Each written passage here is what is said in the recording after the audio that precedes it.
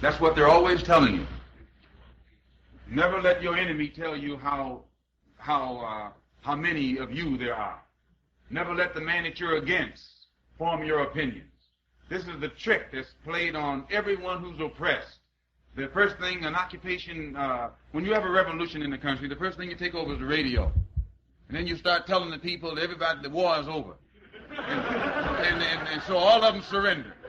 No, they believe that thing right there. And once they take that over, they start telling you where you are and where they are, and you fall right in line. It's plain thought control. The majority of the American people aren't segregationists. That the majority of the American people aren't imperialists. But the government is, the structure is, the power faction is. So, how then do all the majority go along with it? Because those who sit in power over the television, over the radio, and over the press is constantly telling those who are the masses how free they are, and how this they are, and how that they are. Well, just as in World War II, this country could use its news media to propagandize and make the whole American public love the Germans and the Japanese, rather love the Russians and the Chinese and hate the Germans and the Japanese. And then after the war, they changed it and made the American public love the Germans and love the Japanese, hate the Russians and hate the Chinese, which shows that they can make the American public love whom they will and hate whom they will. And that same process can be used to re-educate the American public and show white people how to love black people and show black people how to do something to stand on our own feet and solve our own problems. Last week when I was in England at Oxford University, we had a debate at the Oxford Union. And before the debate, I was with several of the students. We were discussing a variety of things for a couple hours at a dinner. And toward the end of the dinner, a girl that had been one of the diners pointed out, she said, "You know, you're just not what I was looking for." So I asked her, "What were you looking for?" I knew what she was looking for. She was looking for the horns that had been created by the press. And those horns mean she was looking for someone who was out to kill all white people, who was a segregationist, a rabble-rouser, or irrational, an extremist, subversive, seditious, someone who couldn't hold a conversation with just anyone. This is what she was looking for, because she was looking for something whose image she only knew from what she had read by a very biased press, a press that has perfected image-making to a science. And then they use these images to make people love whom they will and hate whom they will, not based upon what the people themselves discover for themselves, but based strictly upon the image that the press wants to create and then project to the world. So in both instances, they didn't see the horns. Perhaps the horns were there, but they were well hidden. So I just take time to mention that because it's very dangerous for you and me to form the habit of believing anything completely about anyone or any situation when we only have the press as our source of information. It's always better, if you don't want to be completely in the dark, to read it, but don't come to a conclusion until you have an opportunity to do some personal, first-hand investigating for yourself. And if you ever are going to hold a position of leadership, along with which goes a great deal of responsibility, my advice to you would be just that, to be very careful about letting others create images for you. Always examine for yourself. The American press, in fact the FBI, use press to create almost any kind of image they want of anyone on the local scene. And then you have other police agencies of an international stature that's able to use the world press to create images of anyone whom they want, or anything that they want. And if the press is able to project someone in the image of an extremist, no matter what that person says or does from then on is considered by the public as an act of extremism. No matter how good it is, it's because it's done by this person who has been projected as an extremist, no matter what it is or how good it is or how positive it is or how constructive it is. The people who have been misled by the press have a mental block, and the press knows this. If the press can project someone as subversive or a group as subversive, no matter what that group does, is looked upon as subversive. They could run and save someone from drowning in the middle of the Hudson, but it's still, the act is looked upon with suspicion, because the press has been used to create suspicion toward that certain image.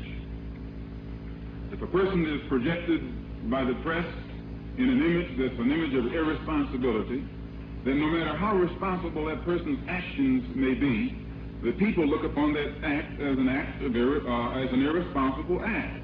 And I point these things out especially for you and me, those of us who are trying to come from behind and not get ahead, but at least get even.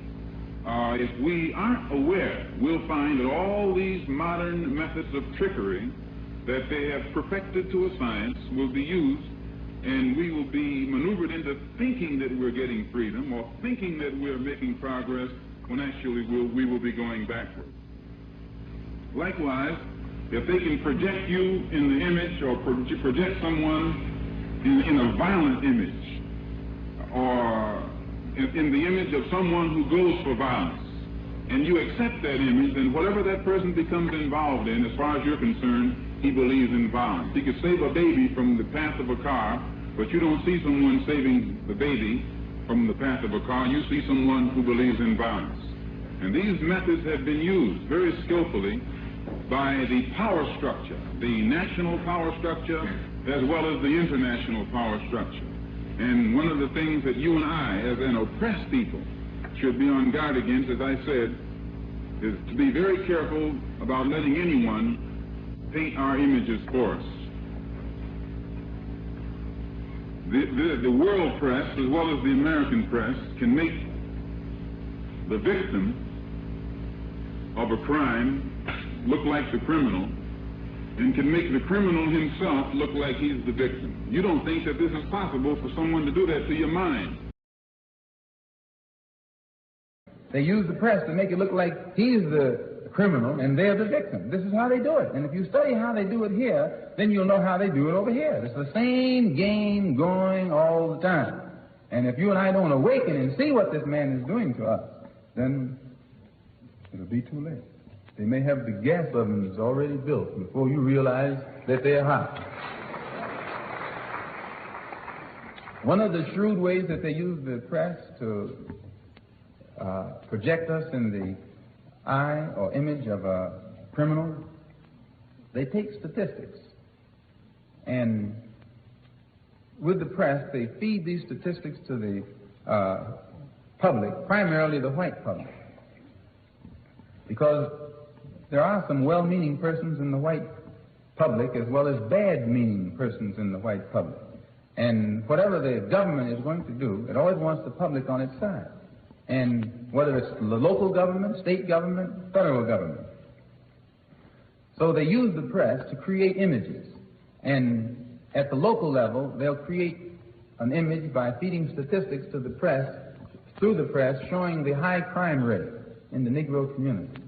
And as soon as this high crime rate is emphasized through the press, then people begin to look upon the Negro community as a community of criminals.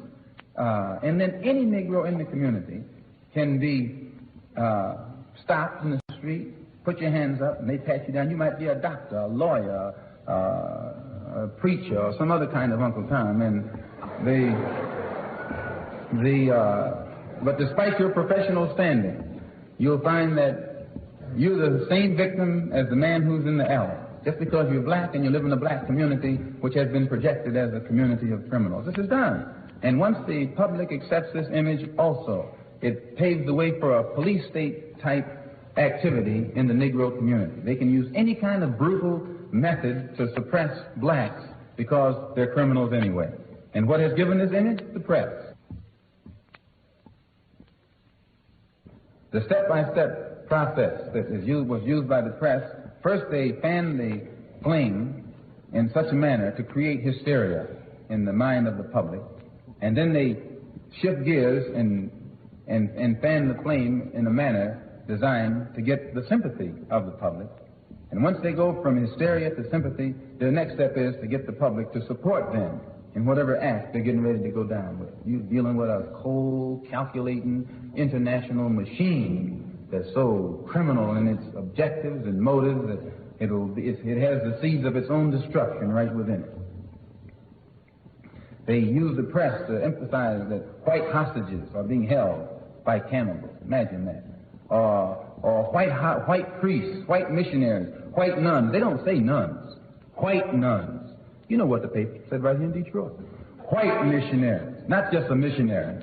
A white nun. As if there's a difference between a white nun and a black nun. Or a white priest and a black priest. Or if